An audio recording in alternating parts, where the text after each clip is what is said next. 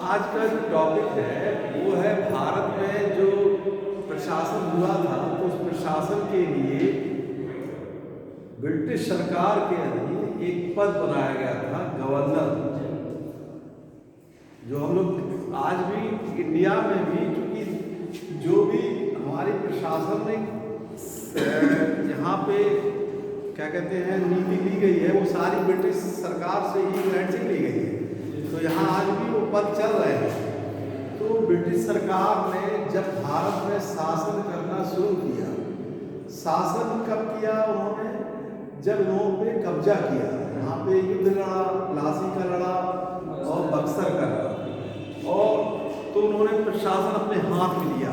एक पद होता था गवर्नर और उसके बाद गवर्नर जनरल। तो अलग अलग गवर्नर भारत में आए और उन्होंने अलग अलग काम किया। पहले ब्रिटिश सरकार ने बंगाल पे अधिकार किया, बंगाल प्रांत पर उन्होंने अधिकार किया और बंगाल से ही प्रशासन करना शुरू किया। फैक्ट्री उन्होंने शुरुआत तो अगर ब्रिटिश सरकार की देखा जाए तो साउथ में 1611 में उनकी पहली अस्थायी रूप से फैक्ट्री थी मछलीपट्टनम में, लेकिन 1616 में, ठीक है, सूरत में उनकी स्थायी फैक्ट्री स्थापित हुई जहांगीर के काल में हुआ था। तो प्रशासन के लिए उन्होंने गवर्नर, तो भारत में पहला गवर्नर जो था वो था क्लाइव, लॉर्ड क्लाइव। तो आप लोग देखिए कि गवर्नर के जनरल के काल में क्या क्या हुआ था। पहला जो गवर्नर था वो लॉर्ड क्लाइव, लॉर्ड क्लाइव। इसके काल में ही 17 पहला क्या हुआ? प्लासी का युद्ध। देखिए लॉर्ड क्लाइव के काल में पहला पॉइंट करते हैं प्लासी का युद्ध। प्लासी का युद्ध हुआ है काल में, लॉर्ड प्लासी का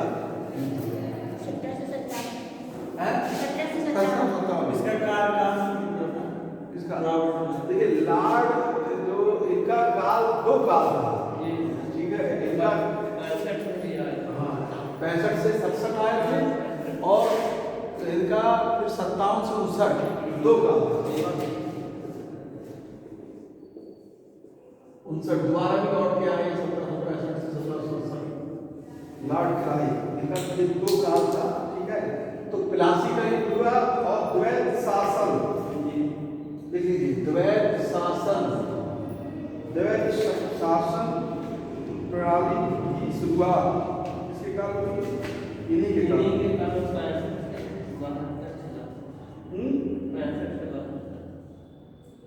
कितना लॉर्ड क्लाइव 65 से 67, हाँ 67 के बाद द्वैत शासन अंत हुआ था वारेन हेस्टिंग्स के काल में। जो आप बता रहे हैं ना, ये शुरुआत हुई थी इनके काल में, लॉर्ड क्लाइव के काल में। प्लासी का द्वैत शासन एक क्वेश्चन आता है। एक और, जब ये लॉर्ड क्लाइव थे तो अंग्रेजों ने जो सैनिक थे उन्होंने भत्तों के लेके, भत्ता सैनिकों को या कर्मचारियों को भत्ता मिलता है उनके काम करने पर, तो कुछ सैनिक भत्ते के लिए चाहते थे कि उनको भत्ता मिले, लेकिन इन्होंने मना कर दिया था। इसलिए एक विद्रोह हो गया था, उसको कहते थे श्वेत विद्रोह, क्योंकि अंग्रेजी सैनिकों ने विद्रोह किया था उस समय, क्योंकि श्वेत विद्रोह हुआ था।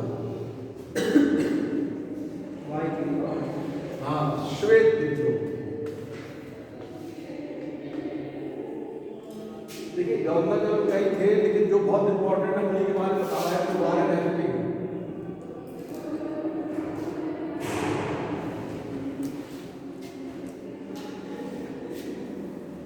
1772 से 1785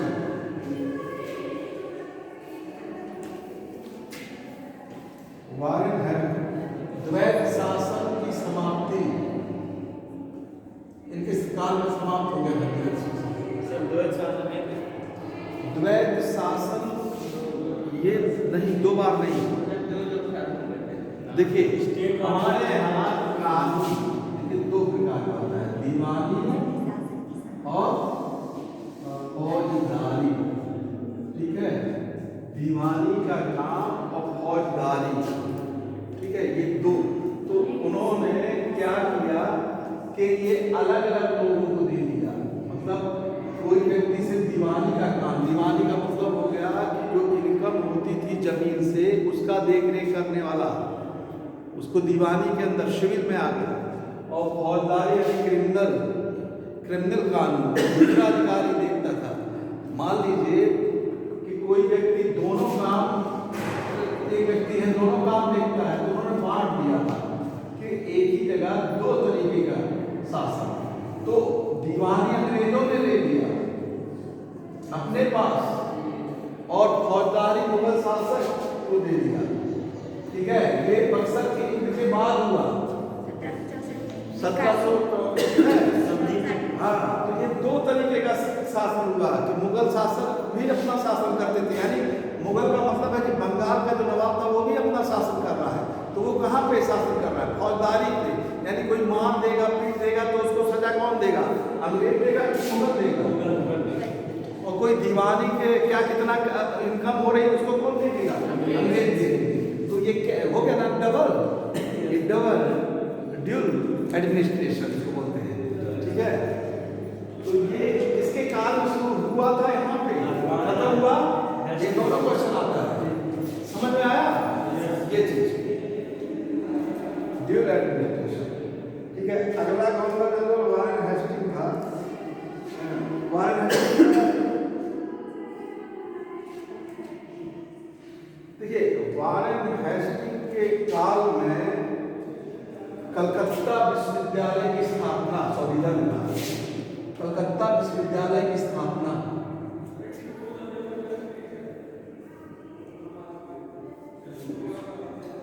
वारेन हेस्टिंग के काल में, कलकत्ता विश्वविद्यालय की स्थापना कौन से सन में हुई थी? 1774। 1774 में कलकत्ता विश्वविद्यालय की स्थापना हुई थी।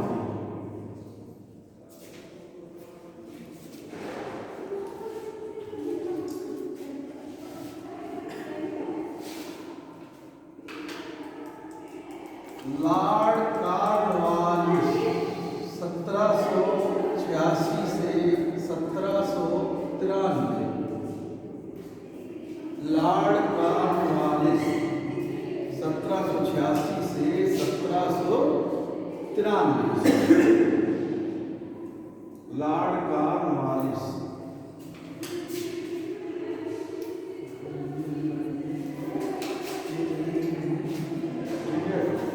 लॉर्ड कॉर्नवालिस, इसको भारत में सिविल सर्विस का जन्मदाता कहा जाता है। जो ICS IAS परीक्षा होती है उसका जन्मदाता उसने किया। इसके समय में जब ये आया था तो चूंकि द्वैध शासन तो खत्म हो गया था, तो एक ही व्यक्ति दो चीज देखता था। यानी वो जज भी था, मान लीजिए उस समय एक कलेक्टर होते थे, वो जज का भी काम करते थे और प्रशासनिक भी काम करते थे। तो मान लीजिए कोई कलेक्टर स्वयं गलती करे तो उसका फैसला कोई जज कैसे स्वयं बन के करेगा? समझ में आया हमारी बात? तो लॉर्ड कॉर्नवालिस ने चेंज किया इस प्रशासन को। तो पहले तो आप इसको लिख दीजिए कि इनके काल में क्या हुआ? सिविल सर्विस का जन्मदाता, सिविल सर्विस का जन्मदाता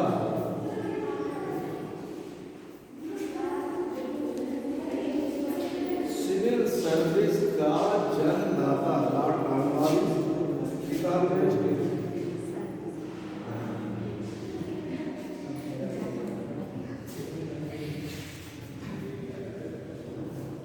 स्थायी भूमि बंदोबस्त व्यवस्था,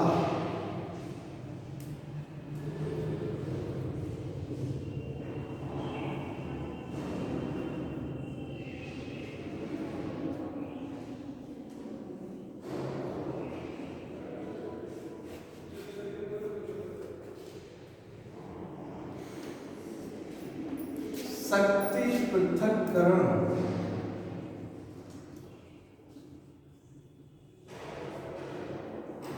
का जन्मदाता जो बता रहे थे कि एक ही अधिकारी को शक्ति डिवीजन कर लिया था, बांट दिया था।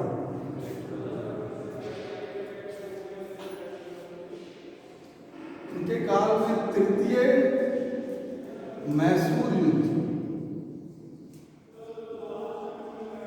Lord Cornwallis. तृतीय मैसूर युद्ध।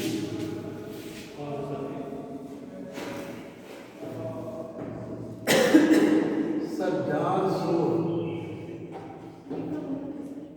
तृतीय क्या ये 1792 ईस्वी में सर जॉन स्नो, इनका काल था 1793 से 1798।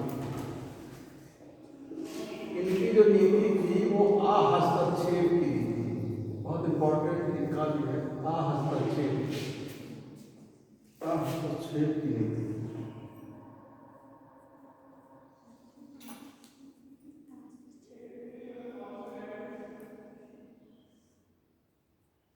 हस्तक्षेप का मतलब होता है कि इन्होंने किसी भी राज्य और प्रांत के अंदर हस्तक्षेप करना उचित नहीं समझा। ठीक है, मतलब सब कुछ सुनना सब प्रदान किया कि ज़्यादा हम लोग नहीं। लेकिन अगला जो गवर्नर जनरल आता है लॉर्ड वेलेजली, 1798 से लॉर्ड 1798 ये इनका काल है।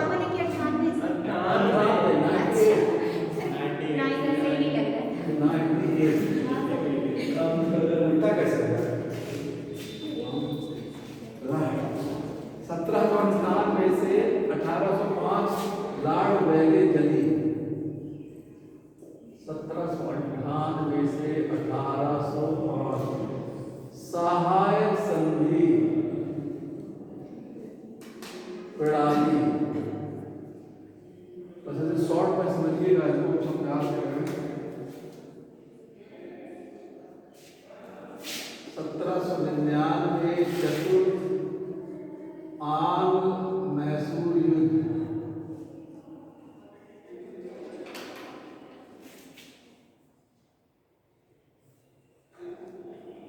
फोर्ट विलियम कॉलेज की स्थापना।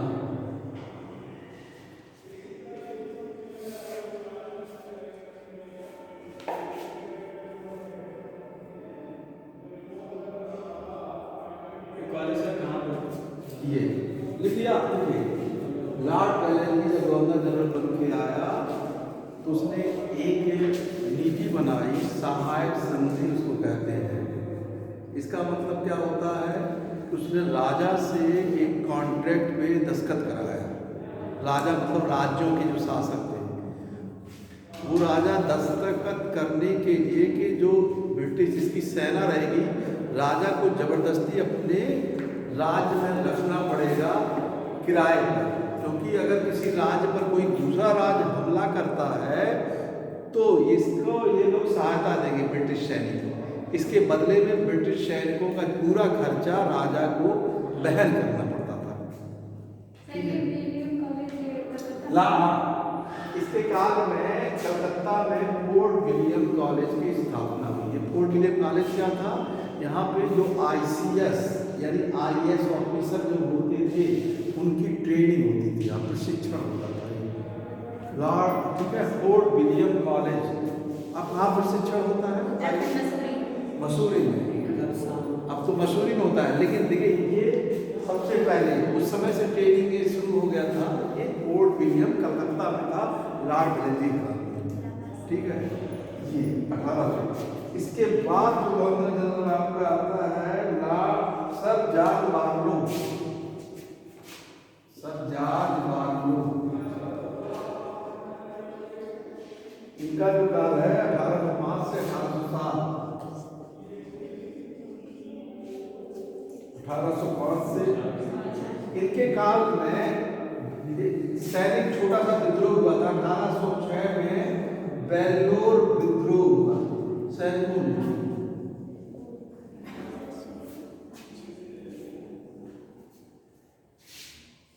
बेल्लोर का विद्रोह।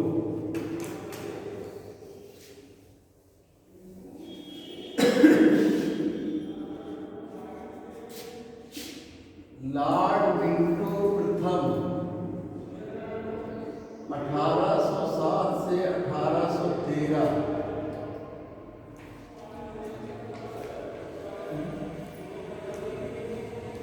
इनके काल में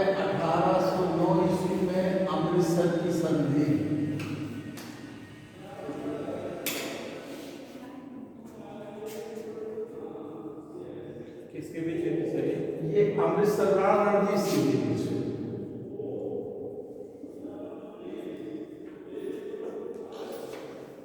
राणा रणजीत सिंह उस समय पंजाब के शासक थे।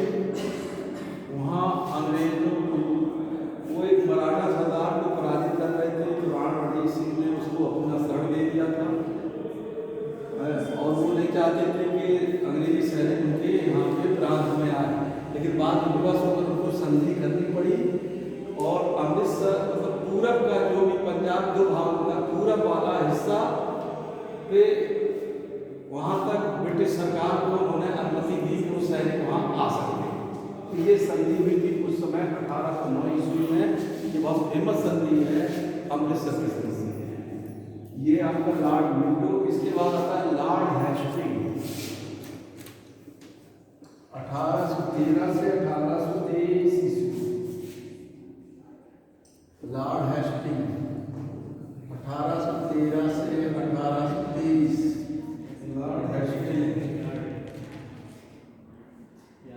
इनके काल में नेपाल से युद्ध लड़ा गया 1814 से 1816। नेपाल का युद्ध 1814 से 1816। नेपाल युद्ध।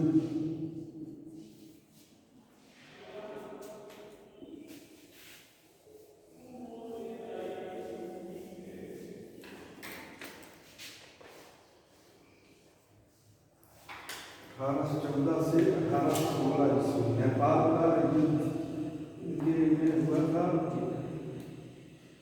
पिंडारियों का दमन 1817 ईस्वी। पिंडारियों का दमन 1817 ईस्वी में पिंडारियों का दमन हुआ। तृतीय आंग्ल मराठा युद्ध। पिंडारी बता रहे हैं। पिंडारी एक जनजाति टाइप की थी जो जंगलों में घूमती थी। मध्य प्रदेश और महाराष्ट्र के आसपास क्षेत्र में रहती। एक तरह से ये लुटेरे थे। लुटेरे होने के कारण ये मराठा सैनिकों के साथ रहते थे। तो मराठों इनका काम लुटेरों के रूप में करवाते थे मराठे को। अंग्रेजों को इन्होंने बहुत परेशान कर दिया था। जब लॉर्ड हेस्टिंग्स गवर्नर जनरल बन के भारत में आया था, यानी बंगाल का गवर्नर जनरल बन के जब वो आया, तो उसने क्या किया, अलग अलग एक टीम गठन किया। उस टीम फिर सभी जो भी लीडर थे पिंडारियों के, उनको उन्होंने पकड़ा और उनकी किसी को फांसी दिलवाया, तो किसी को जेल में बंद करवाया। अंततः क्या हुआ कि पिंडारी लोग जो थे उनका अंत हो गया। ये बहुत महत्वपूर्ण घटना थी। और एक महत्वपूर्ण घटना हमने लिखवाया मराठा 1800 मराठा थे। मराठा राज्य का समाप्त हो गया और इन्होंने अधिग्रहण कर दिया मराठा राज्य का। अंतिम पेशवा थे बाजीराव द्वितीय। नाना साहब इनके गोद दिए हुए पुत्र थे, जिनके बारे में हमने बताया था 1857 की क्रांति में अपने पैंसर के लिए लड़ाई कर रहे थे। ठीक है, बताया था। तो ये अंतिम युद्ध इन्हीं के काल में हुआ था। इनके काल में मराठा साम्राज्य समाप्त हो जाता है। अब गवर्नर जनरल बन के आता है लॉर्ड एमहर्स्ट। लॉर्ड एमहर्स्ट 1823 से 1828।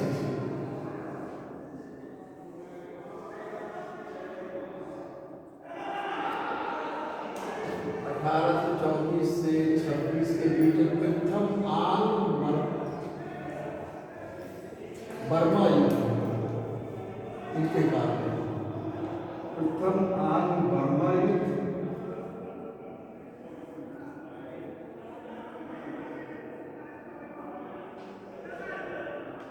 ठीक है। ये अभी तक जो हमने लिखवाया ये बंगाल के गवर्नर जनरल कहलाते थे। अब क्या होता है, जो अगला गवर्नर जनरल आता है उसको भारत का गवर्नर जनरल बोला जाता है। इतने प्रांत अंग्रेजों ने जीतने लगे कि अब उनकी जो शब्दावली थी वो बदल गई। यानी अब बंगाल, ये जो है बंगाल के गवर्नर जनरल बोले जाते थे। अब अगला गवर्नर जनरल आता है लॉर्ड विलियम बेंटिंक। उसको भारत का प्रथम गवर्नर जनरल, अगर ये क्वेश्चन पूछता है कि भारत का प्रथम गवर्नर जनरल, तो लॉर्ड विलियम बेंटिंक। और भारत का पहला गवर्नर लॉर्ड क्लाइव। भारत का पहला बंगाल का प्रथम गवर्नर जनरल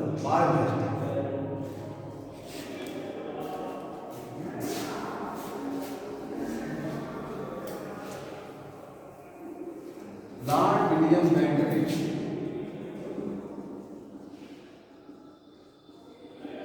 इनका काल है 1828 से 1835 ईस्वी।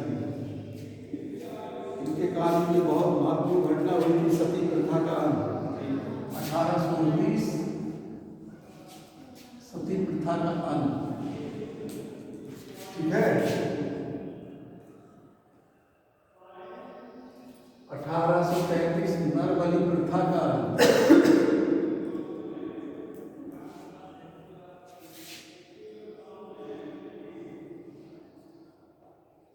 1835 कलकत्ता मेडिकल कॉलेज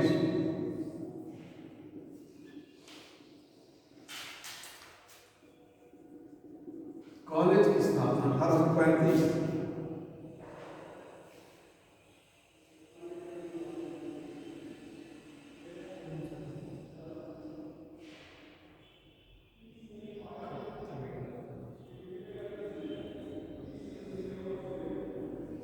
तो इनके काल में बहुत महत्वपूर्ण सती प्रथा, नरबलि प्रथा और कलकत्ता मेडिकल कॉलेज की पहला मेडिकल कॉलेज जो भारत में निर्माण हुआ इन्हीं के काल में।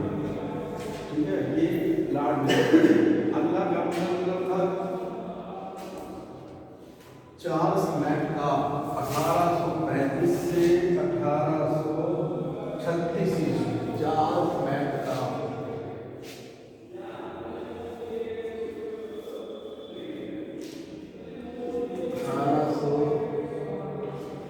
1835 से 1836 ईस्वी। चार्ल्स मैककाफ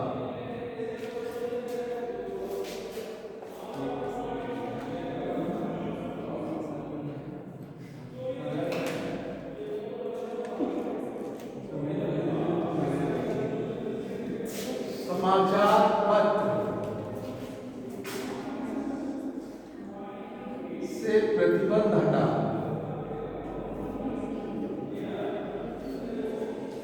समाचार पत्र से प्रतिबंध हट गया,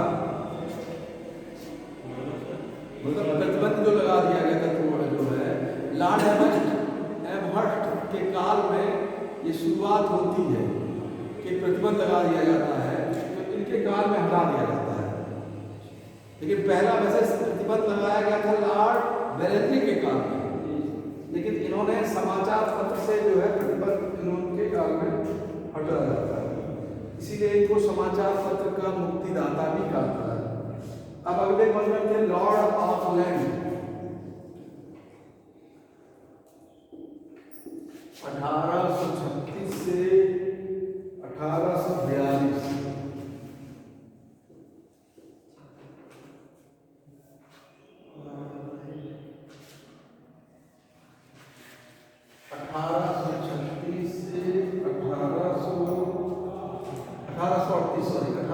से 42 के बीच में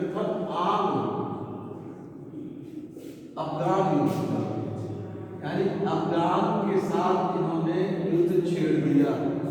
अफगान प्रांत बढ़ गया था, अफगान स्वयं ब्रिटिश सरकार का नहीं था, तो इन्होंने अफगान के खिलाफ युद्ध लड़ दिया था।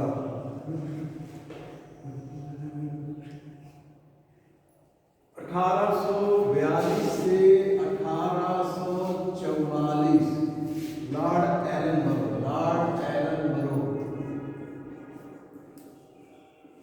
1842 से 1844 लॉर्ड एलन बरो।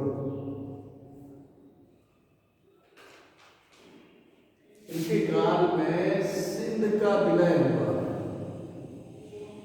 1843। सिंध इस समय पाकिस्तान में है।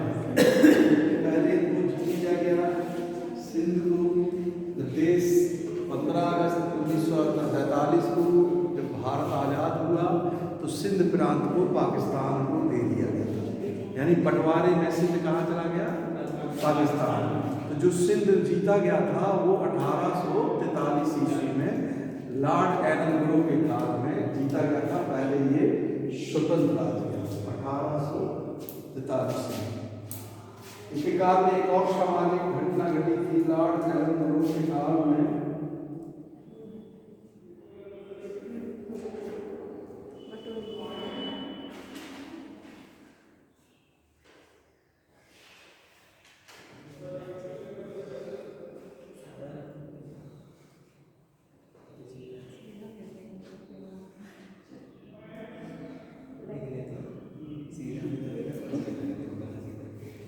अच्छा, इसके बाद अगला गवर्नर जनरल ले लीजिए, लॉर्ड हार्डिंग। ये है 1844 से 1848।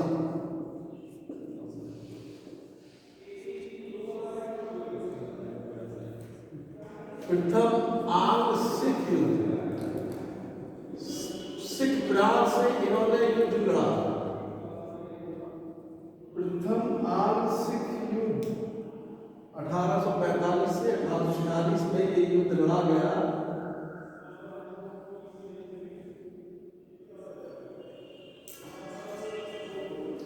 नरबलि प्रथा इन्होंने भी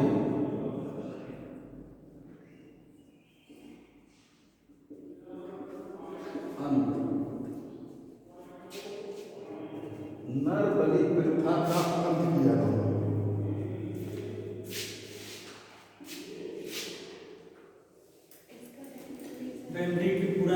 पूरा नहीं बंद कर पाए क्या? पूरा नहीं बंद करने के कारण अंततः इन्होंने भी नियम लगाया। इसका मतलब शुरू हो गया था तो इन्होंने भी नहीं कर दिया। अब अगला गवर्नर जनरल बन गया है लॉर्ड डलहौजी।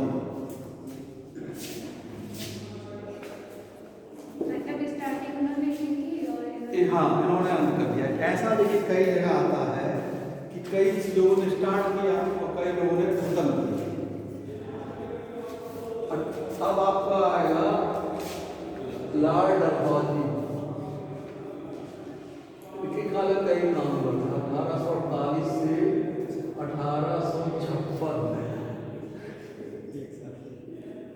लॉर्ड डलहौजी, इनके साथ आंग्ल सिख दूसरा सिख युद्ध हुआ 1848 से 49 के बीच में द्वितीय आंग्ल सिख युद्ध।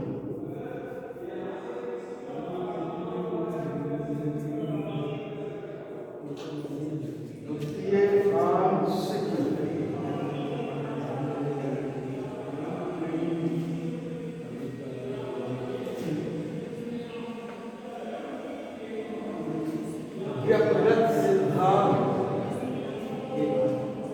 व्यक्तिगत सिद्धांत की शुरुआत, इसको हिंदी में मतलब व्यक्तिगत मतलब गोद की प्रथा के तहत धन लेने के तहत व्यक्तिगत यानी विलय करने की नीति उनकी शुरू हुई।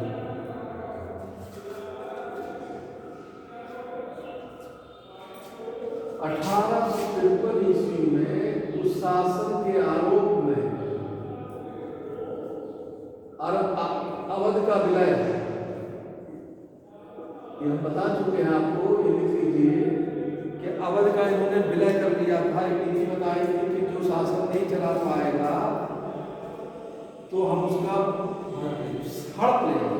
तो हड़प नीति के तहत, कुशासन के तहत ये किया था। और गोद न लेने के कारण कई राज्यों ने किया, जैसे सतारा, जयपुर, संबलपुर, उदयपुर, झांसी, नागपुर, ये सारे राज्य क्या है इन्होंने गोद ना मतलब गोद प्रथा को समाप्त करने के लिए किया था। आप लोग जानते हैं रेल प्रणाली की शुरुआत 1853 रेल प्रणाली की शुरुआत, ठीक है।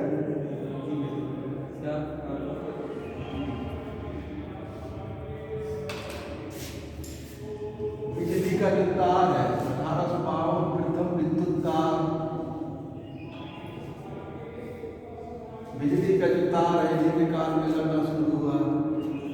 डाकघर 1852 डाकघर की शुरुआत इन्हीं के काल में।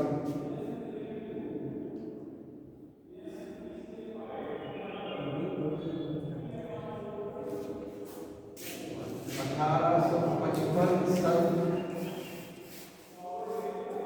चार्ल्स गुड की शिक्षा नीति।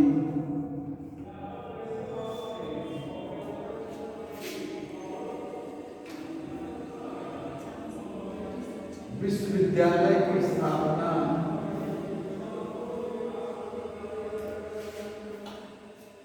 विश्वविद्यालय की स्थापना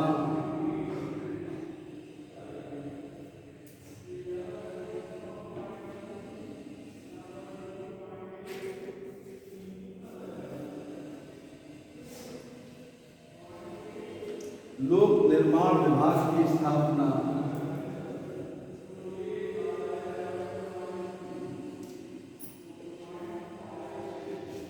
तो इनके काल में ये ऐसे गवर्नर जनरल थे। सबसे डेवलपमेंट माना जाता है ब्रिटिश शासन करते हैं जितने भी गवर्नर जनरल आए उनमें सबसे फेमस यही थे लॉर्ड डलहौजी।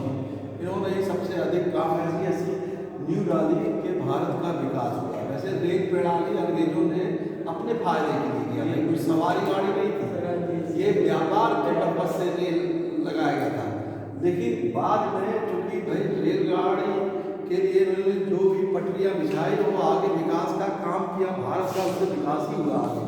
तो इनको माना जाता है कि लॉर्ड डलहौजी उस समय के जितने भी गवर्नर जनरल थे उन सब में सबसे ज़्यादा विकसित यानी विकसित काम उन्होंने ही किया था लॉर्ड डलहौजी। कर्नाटक का युद्ध भी हुआ। किसका? कर्नाटक का युद्ध इसी के। कर्नाटक का बर्मा का युद्ध हुआ था। कर्नाटक का युद्ध तो पहले हो गया था, अंग्रेज और फ्रांसीसियों के बीच में 3 कर्नाटक युद्ध लड़े थे। वो तो 1740 के बीच में, इसके पहले ही लड़े गए थे 100 साल पहले से। आप बताया था ना कर्नाटक के फ्रांसीसी आए थे तो 3 युद्ध लड़े गए थे। 1748 में उसमें संधि हुई थी, वार्निवास की संधि हुई थी, फिर पेरिस की संधि हुई थी। तो ये तो कर्नाटक का जो युद्ध हुआ था अंग्रेजों फ्रांसीसियों के बीच में हुआ था। यानी फ्रांसीसी ये चाहते थे कि हम आगे बढ़ जाए, अंग्रेज चाहते हम इस तीसरे कर्नाटक युद्ध में अंग्रेजों ने फ्रांसीसियों को पूरी तरह से पराजित कर दिया और अपना अधिकार यहाँ पे जमा दिया था। इनके कारण में बर्मा का युद्ध हुआ था, सेकेंड बर्मा युद्ध। बर्मा के 3 युद्ध हुए थे, दूसरा बर्मा का युद्ध इनके कारण में हुआ था, तीसरी बार फिर जीत लिया गया था। तो सेकेंड बर्मा युद्ध हुआ था, द्वितीय बर्मा युद्ध, द्वितीय पंजाब का युद्ध और द्वितीय बर्मा युद्ध हुआ था।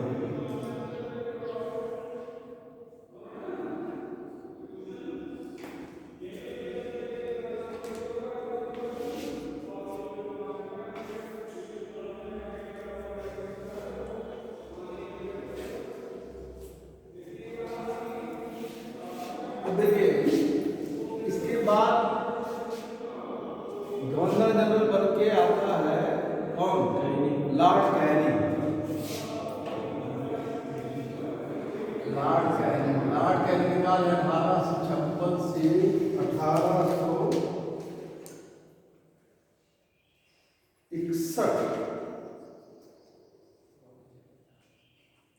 नहीं 1858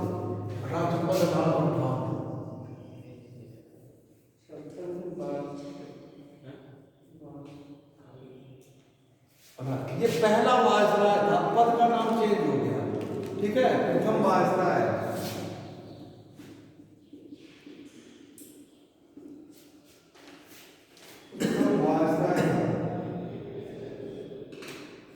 ये 61 कर दीजिएगा, 58 नहीं, क्योंकि दो पहले गवर्नर जनरल था, फिर वायसराय हो गया था। 58 से 61 वायसराय था, तो प्रथम वायसराय हुआ। इसी के काल में 1857 की क्रांति, सैनिकों ने लड़ाई लड़ी।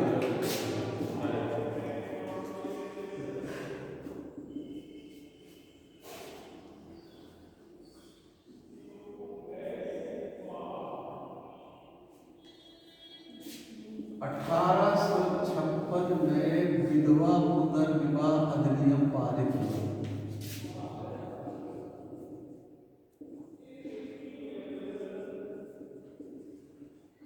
पारित हुआ।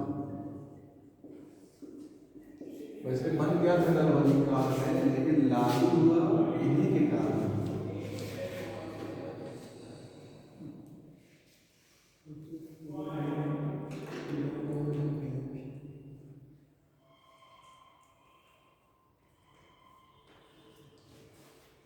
कलकत्ता बम्बई 1866 में उच्च न्यायालय स्थापित हुआ। कलकत्ता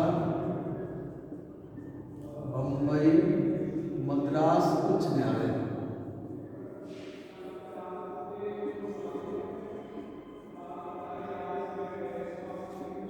एक सर्वोच्च न्यायालय तो 1774 में होता है, लेकिन इनके काल में उच्च न्यायालय हुआ।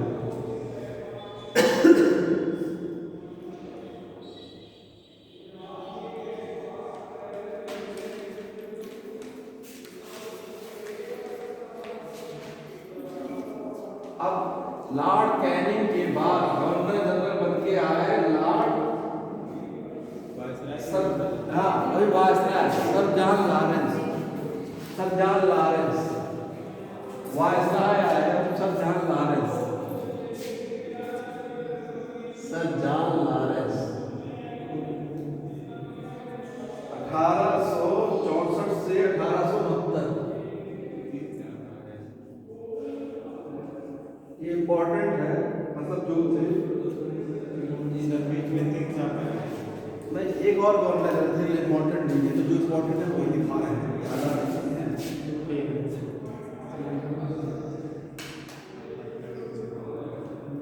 इनके काल में उन्होंने भी हस्तक्षेप की नीति अपनाई, यानी रिंग फैक्ट्री की नीति।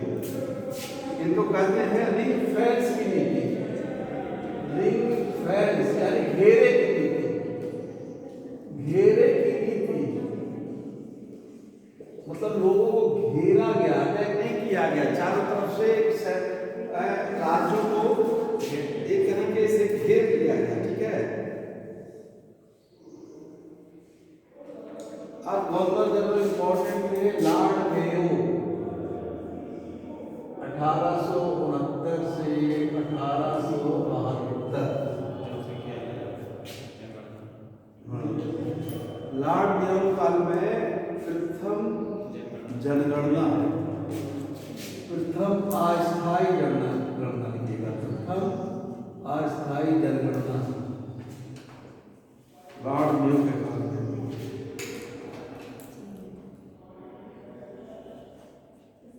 इनकी हत्या कर दी गई थी अंडमान निकोबार में। इनकी हत्या अंडमान निकोबार में हुई। अंडमान निकोबार में हत्या।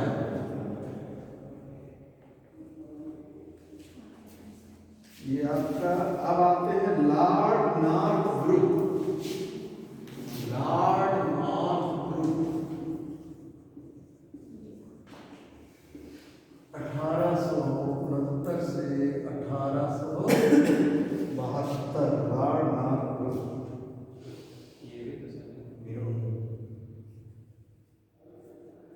ये दूसरा होगा लॉर्ड मेयो के जरा 18 हाँ भाई 72 से 76 हमने बोला वही नहीं करेंगे, तो 72 से 76 लॉर्ड नॉर्थ ब्रुक।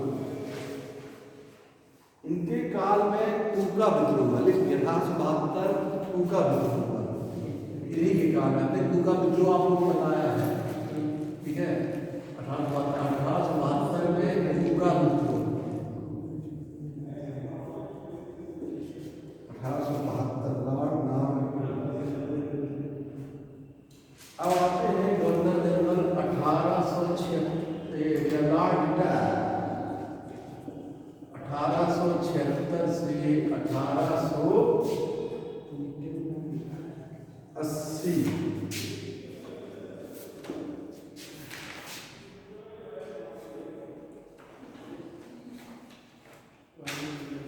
इनके काल में भीषण अकाल पड़ता है, तो पहली बार एक आयोग का गठन हुआ, रिचर्ड स्ट्रैची। लिख लीजिए 1878 में रिचर्ड स्ट्रैची की अध्यक्षता में अकाल आयोग का गठन पहली बार।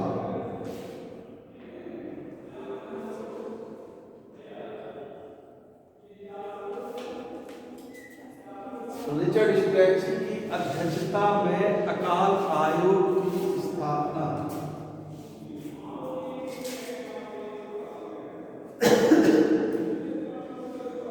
अठारह सौ 77 में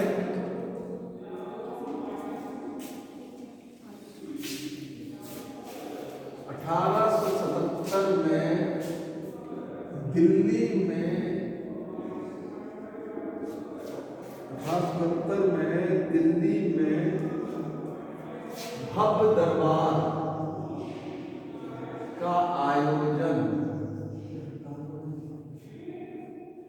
विक्टोरिया को भारत की सम्राज्ञी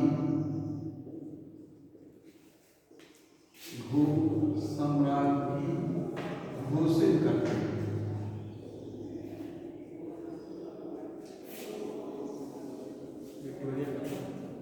महारानी थी तो एक दरबार का आयोजन किया गया दिल्ली में और इनको मतलब वहाँ घोषणा की गई कि ये महारानी है हमारे पूरे भारत की। एक आदेश पढ़ा गया है। रहती तो वो कहाँ थी, इंग्लैंड में, लेकिन यहाँ पे दिल्ली में एक आयोजन कर इस बात को लोगों को जानकारी दी गई कि आप लोगों के जो राजा रानी है वो वही है, विक्टोरिया है। ये क्वेश्चन आता है कि किसके काल में दिल्ली दरबार आयोजित करके उनको रानी घोषित, सम्राज्ञी घोषित किया गया है? लॉर्ड रिटन के काल में।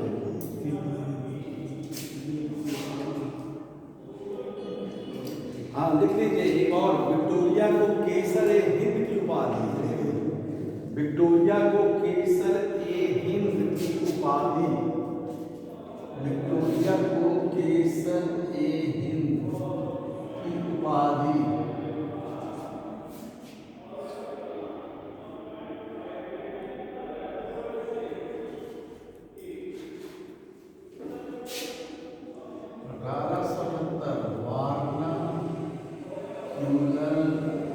प्रेस एक्ट ये भी लिख लीजिए, बताते हैं।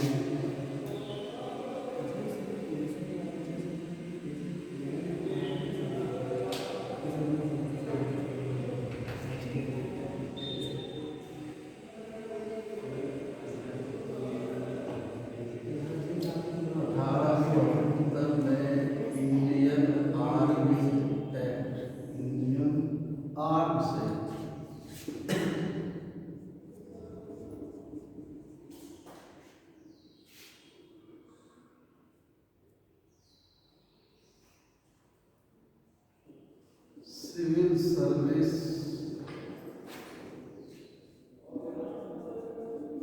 की अधिकतम आयु 21 से 19 वर्ष।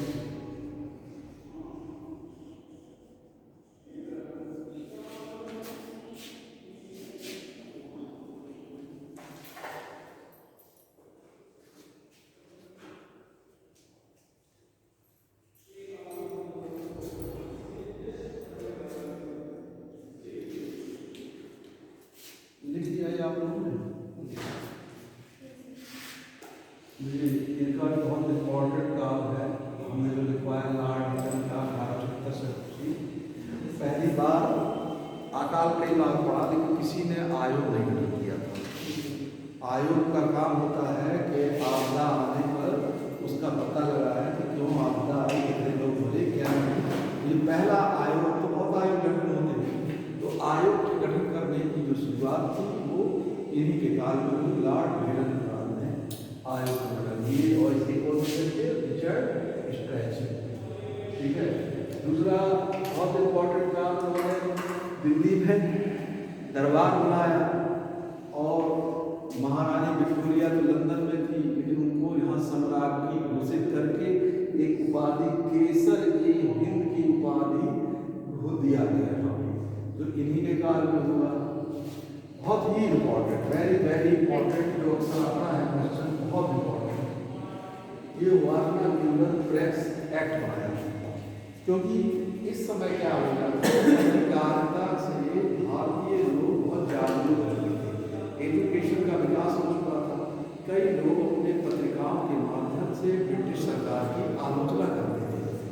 तो इनके कारण एक ऐसा एक्ट बनाया गया कि कोई भी पत्रकार अगर ब्रिटिश सरकार कोई ऐसी भाषा लिखेगा कि जिससे जन आक्रोश पैदा हो जाए तो उसको, उस प्रेस को बंद करा दिया जाएगा और कम से कम 6 साल की सजा दी जाएगी।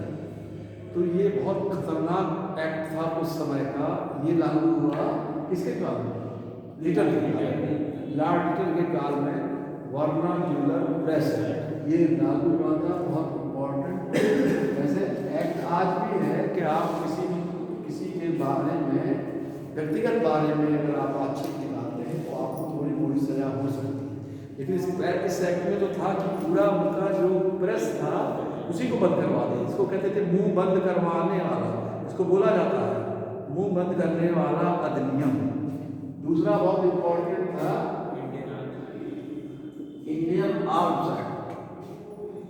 इंडियन आर्म्स एक्ट, ब्रिटिश सरकार को कहीं ना कहीं ये भय था कि जो बंदूक लोग लाइसेंस लेके ले रहे हैं, अगर कोई बिना मतलब किसी भारतीय को अगर बंदूक दिया गया, अगर उसने क्या कहते हैं बिना लाइसेंस के बंदूक लिया तो उस बंदूक को जब्त कर लिया जाएगा और उनके खिलाफ कानूनी उसको भी सजा, कम से कम 6 वर्ष की सजा।